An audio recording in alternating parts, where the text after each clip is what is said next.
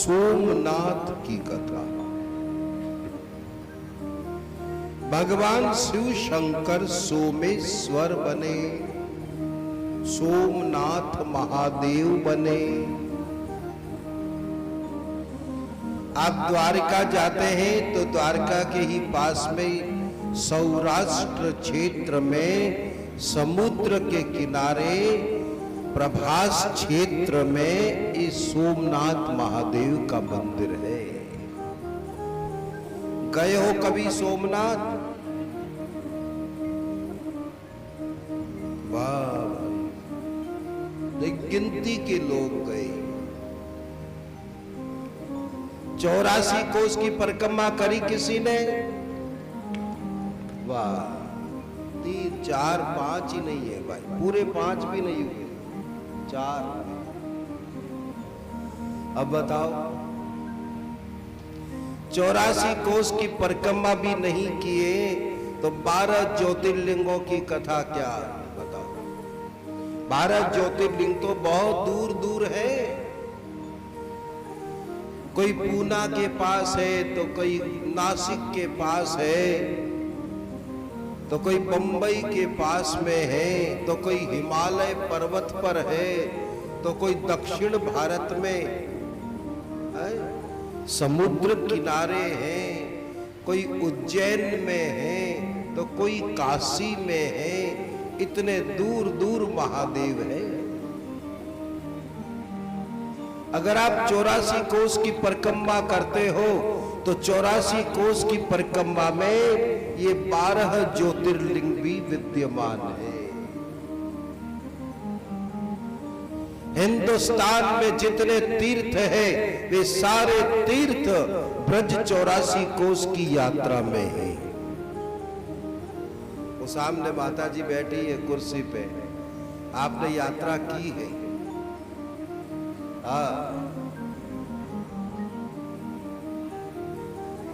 जो करता है 84 उसकी कट जाती है 84। वो 84 लाख योनियों से मुक्त हो जाता है कि जो 84 की परिक्रमा करता है।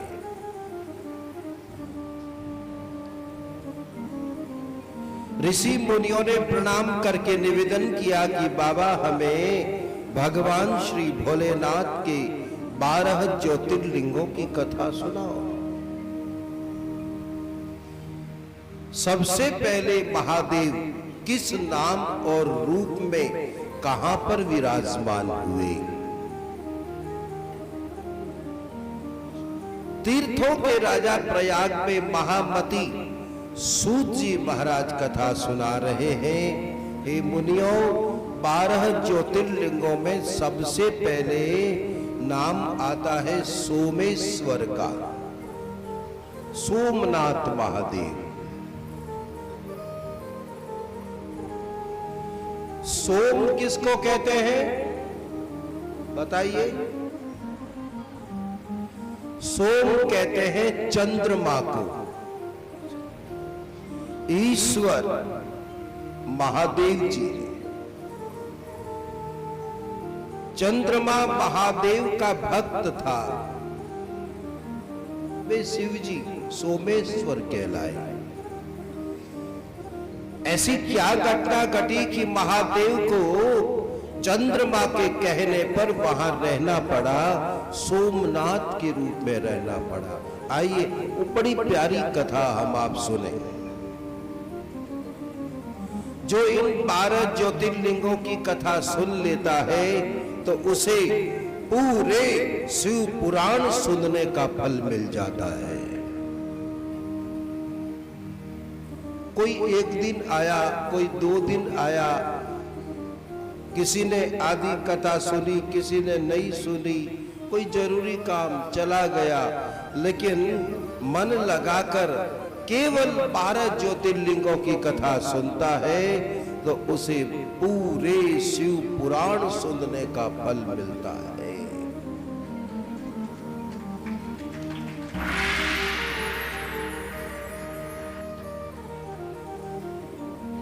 दक्ष प्रजापति ने अपनी 27 बेटियों का विवाह चंद्रमा के साथ कर दिया।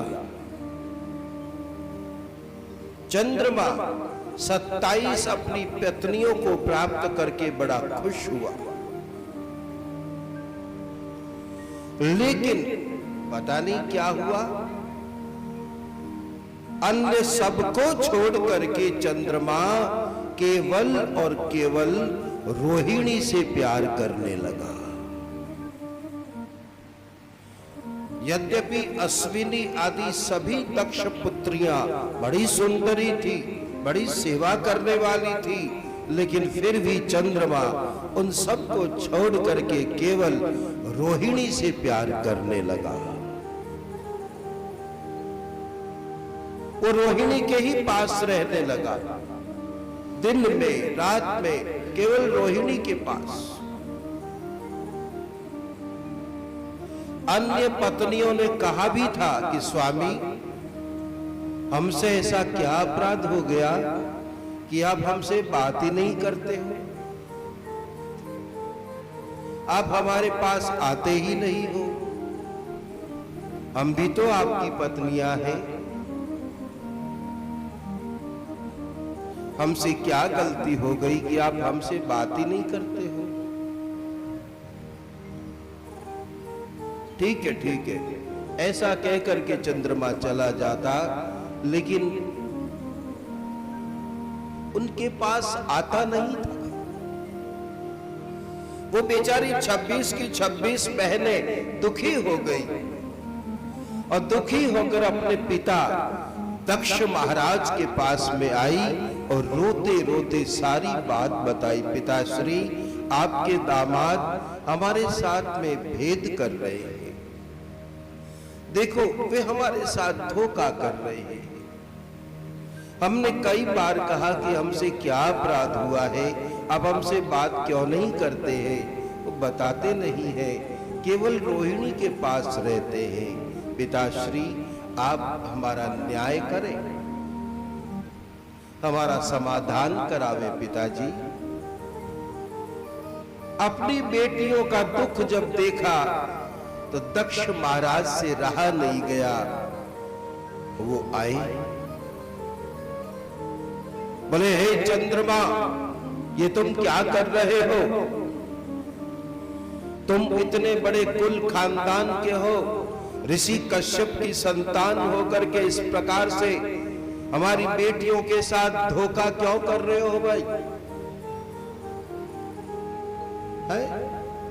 जब मैंने 27 बेटियों का विवाह किया बड़े प्रसन्न थे, लेकिन आज तुम उन्हें धोखा दे रहे हो, मेरी बेटी रोहिणी से प्यार करते हो, उनसे बात भी नहीं करते हो, ऐसा क्यों कर रहे हो चंद्रमा?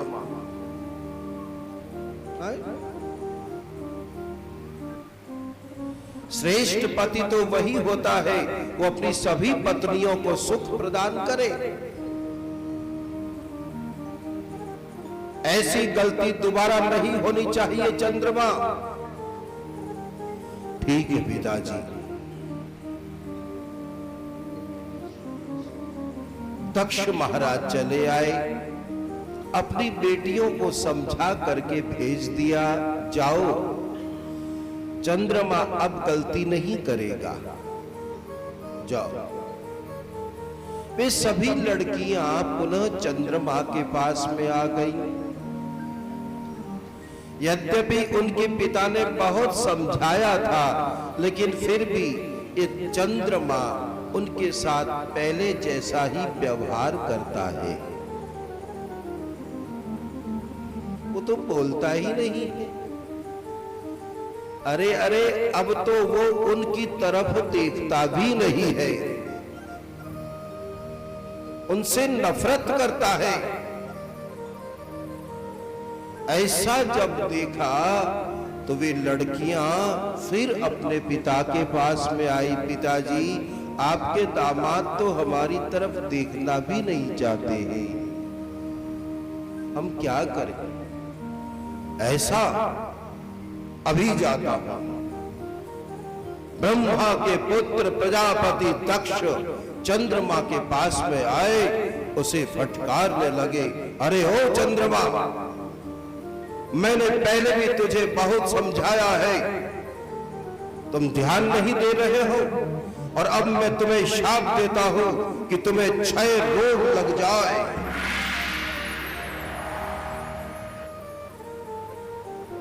तुम क्षीण होते रहोगे।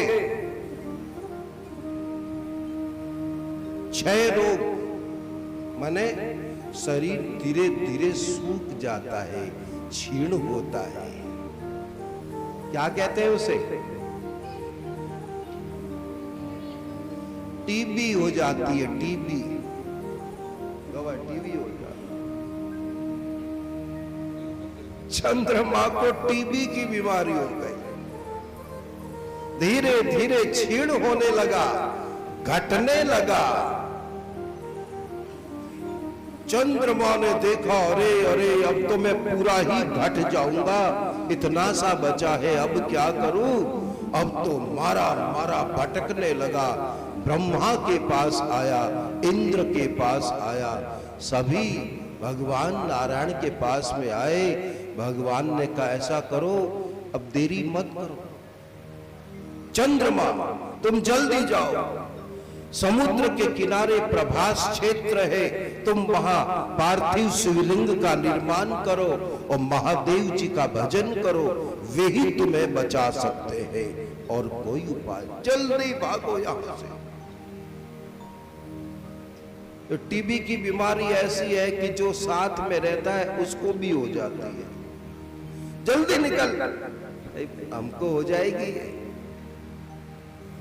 चंद्रमा दौड़ा दौड़ा समुद्र किनारे प्रभास क्षेत्र में पार्थिव शिवलिंग का निर्माण किया उसने, और वहीं खड़े खड़े मृत्युंजय मंत्र का जाप करने लगा।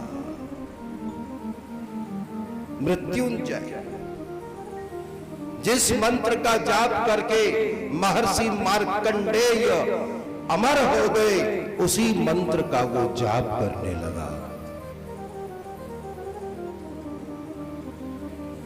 ओम त्रयंबकम यजामहे सुगंधिं पुष्टिवर्धनम उर्वारुकमिव बंधनान् मृत्योर्मुक्षीयमामृतात्।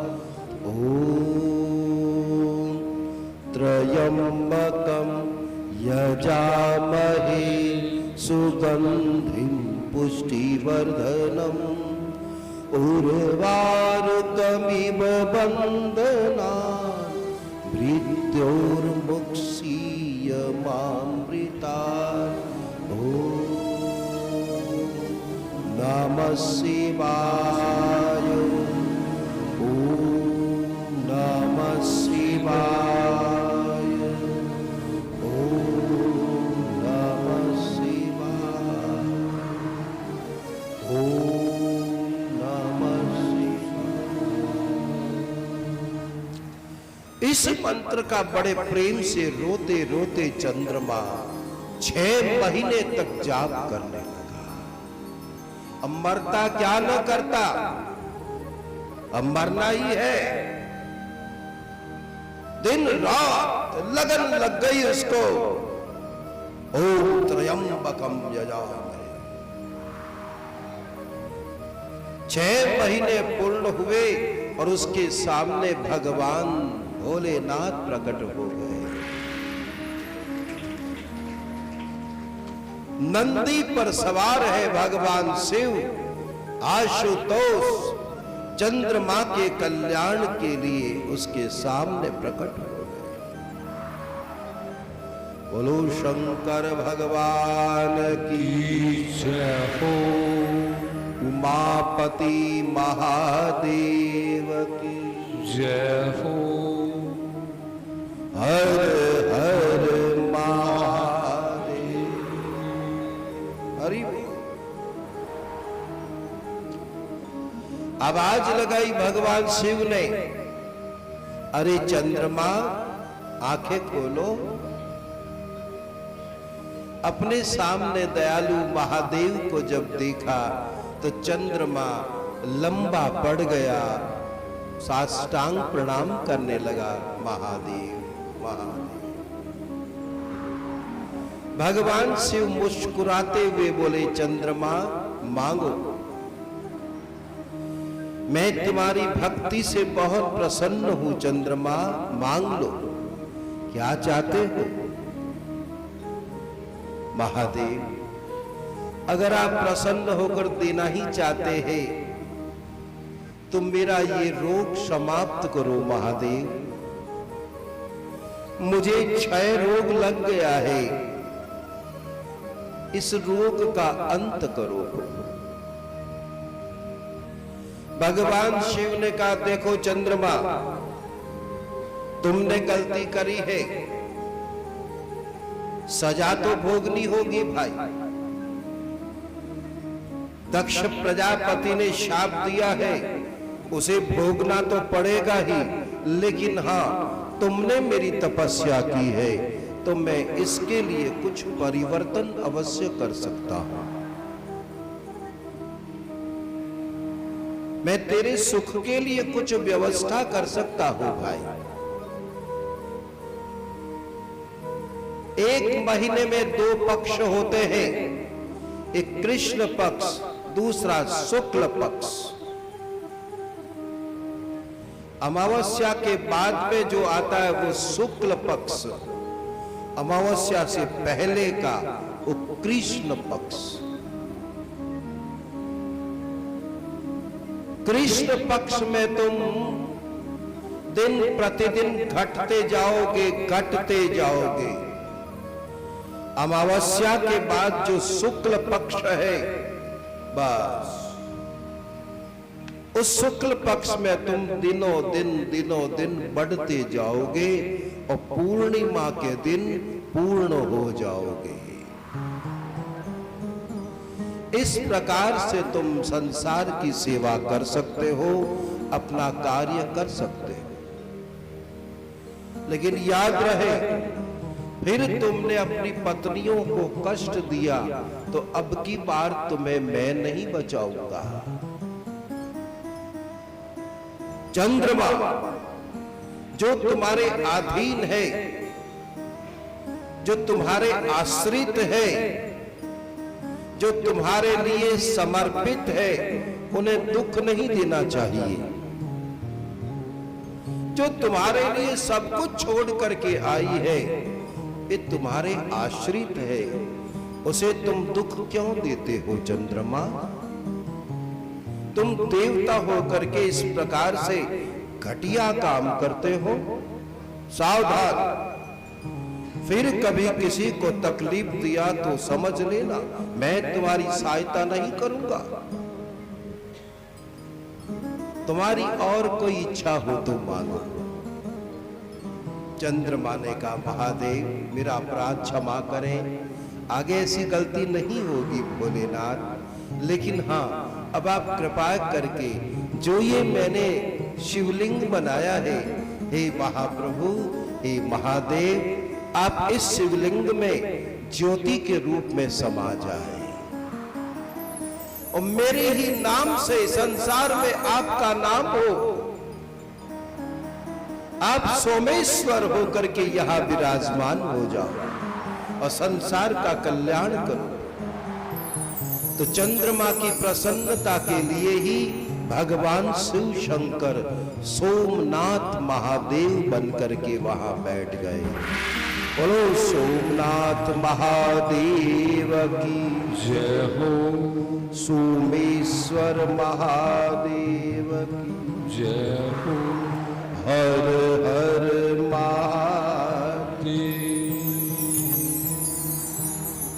ज्योतिर्लिंगों में कथा आती है, दूसरी कथा मल्लिकार्जुन महादेव।